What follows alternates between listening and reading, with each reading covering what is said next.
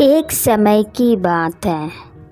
एक गांव में एक गुरु रहते थे जिन्हें खबर हो गई कि एक अन्य नगर में एक और विद्वान आए हैं। वे अद्भुत ज्ञान के मालिक थे और आगे बढ़ने के लिए सबकी सहायता करते थे। ये खबर सभी को बहुत पसंद आई और सभी लोग उस नगर में उनसे मिलने के लिए जूझने लगे। इन दो विद्वानों की राज्य को पता चलते ही वहाँ का राजा उनसे बात करने के लिए अपने दरबार में बुला ले आए। राजा ने दोनों विद्वानों से अपने राज के ज्ञान का प्रचार करने का आग्रह किया। दोनों विद्वान ने राजा का आह्वान किया, स्वीकार किया और उन्होंने राजा के सामने आगे जाकर कहा, आपके समझ के लिए हमें गर्व महसूस हो रहा है महाराज। हम आपकी सेवा में हमारा सर्वोच्च कर्तव्य मानने के लिए तत्पर है। राजा ने खुशी से भरे होठों से कहा, तुम्हारे सामान्य भाषा में जनता को समझाओ।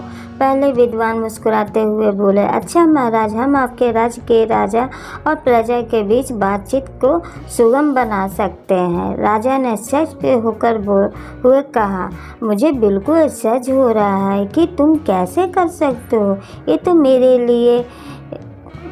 तो दूसरे विद्वान ने मुस्कुराते हुए कहा, महाराज, हम तो आपके राज्य लोगों की सामग्री के बिना खाने का ज्ञान दे सकते हैं।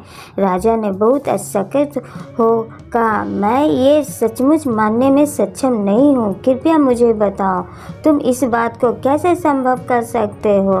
पहले विद्वान ने कहा, महाराज, हम विज्ञान का उपयोग करके एक ऐसा उपकरण बना सकते हैं जिससे हम राजा का मर्यादा के साथ बातचीत कर सकते हैं। यह उपकरण हमारे बहुत सारे प्रयोग में सुलभ बना सकते हैं और आपके ग्रामीण के बीच समझ का निर्माण कर सकता है। दूसरे विद्वान ने कहा, महाराज, हम खाना खाने की ज़रूरत के बिना एक ऐसा प्रयोग बना सकते हैं जिससे खाने की जगह नहीं होती है। यह उपकरण आपके लोगों के लिए आरामदायक और स्वस्थप्रद होगा।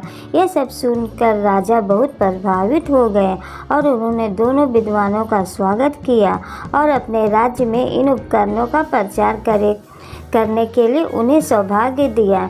दोनों विद्वान ने राजा की प्रशंसा करते हुए उनकी सेवा में खुशीपूर्वक काम किया और सभी लोग उन्हें प्रमाणित करते थे। इस कहानी से हमें यह सिखाया जाता है कि समय के साथ ज्ञान विकसित हो रहा है और बहुत अद्भुत आविष्कार हमारी मदद कर सकते हैं। दो विद्वानों के उदारता, समर्पण और भेदभाव की मिसाल हमें ये बताती है कि हम हमारे ज्ञान का कौशल का समाज की सेवा में लगाना चाहिए। धन्यवाद।